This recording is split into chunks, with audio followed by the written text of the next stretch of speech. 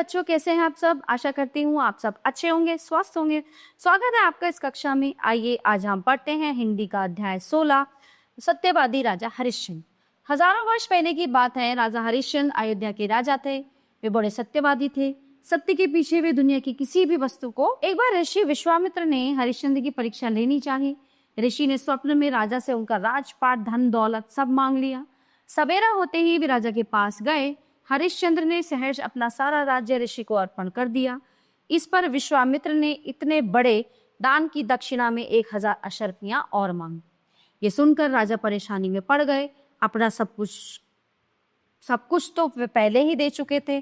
अंत में उन्होंने अपने आप को एक डोम के हाथ बेच दिया और अपनी पत्नी शैव्या को एक ब्राह्मण के हाथ बेचकर विश्वामित्र की दक्षिणा चुका दी। उनका बेटा रोहिताश्व भी अपनी मां के साथ। डोम ने राजा हरिश्चंद्र को शमशान घाट पर कर लेने का काम दिया। राजा वहीं पर रहते और मुर्दा लाने वालों से कर लेकर मुर्दा जलाने रहते हैं, ये टैक्स बोलते हैं जिसको। इधर रानी शैव्या ब्राह्मण के घर में दासी का कार्य करती। उसका बेटा रोहिताश्व छोटे मोटे कामों में अपनी मां की सहायता करता। एक दिन ब्राह्मण ने बालक को फुलवारी में फूल तोड़ने भेजा। वहां एक काले सांप ने रोहिताश्व को काट लिया और वहीं उसकी मृत्यु हो गई। बेचारी रानी के दुख का पारवार नहीं था। किसी प्रकार रोती बिलखती वह मुर्दे को जलाने के लिए उसे घाट पर ले गई।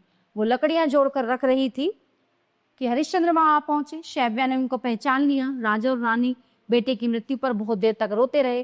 अंत में राजा ने रानी से कफन मांगा। रानी के पास कुछ भी नहीं था, वो देती कहाँ से? परंतु राजा ने कहा, बिना कफन लिए मैं मुर्दा जलाने नहीं दूंगा। यदि मैंने ऐसा नहीं किया तो मैं झूठा और बेईमान कहलाऊंगा। जिस सत्य के लिए मैंने अपना राजपाट, पत्नी और फूल सा बेटा त्याग दिया, अब थोड़े से कफन के लिए क्या सत्य को त्याग कर झूठा कहलाऊं?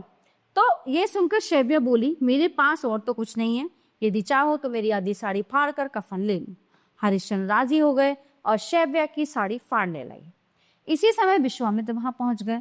उन्होंने हरिश्चंद्र का हाथ पकड़ लिया और कहा, राजा हरिश्चंद्र, मैं आपके सत्य की परीक्षा ले रहा था। सचमुच आपके समान सत्यवादी कोई नहीं हुआ। जब तक ये दुनिया रहेगी तब तक लोग आपका यश। तब ऋषि विश्वामित्र ने राजा का राज्य, खजाना आदि सब कुछ लौटा दिया। उनके बेटे रोहिताश्व को भी जिंदा कर दिया। राजा हरिश्चंद्र फिर से सुख से राज करने लगे।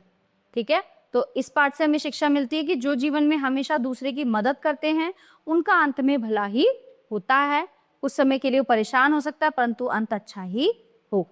तो प्यारे बच्चों, ये पाठ यहीं पर समाप्त होता है। आशा करती हूँ आपको बहुत अच्छे से समझ आया होगा। मिलते हैं अगली कक्षा में। धन्यवाद।